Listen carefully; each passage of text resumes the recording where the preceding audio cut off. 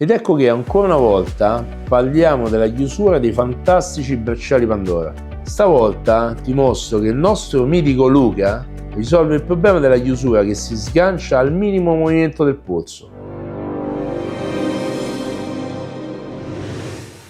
Ti ricordo che abbiamo dedicato un video all'altro problema tipico delle chiusure Pandora, che collassando la cerniera si apre in due pezzi. La soluzione è un upgrade risolutivo. Ok, torniamo al problema odierno dello scarso serraggio della linguetta. Come puoi notare, all'interno in alto c'è la linguetta in acciaio che è ok, non dà quasi mai problemi, mentre in basso, sempre all'interno della chiusura, c'è il punto di battuta e serraggio in argento usurato che non scatta più, in quanto l'attrito dall'acciaio e l'argento chiaramente va a sfavore dell'argento che si usura. A questo punto Luca ci farà vedere come riporta argento nel punto usurato fino al momento in cui la chiusura riacquista il vecchio serraggio.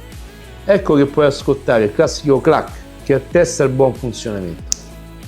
A questo punto non ci resta che rifinire il pezzo e passarlo al reparto lucidatura per completare il servizio. Un saluto e buon clac a tutti voi!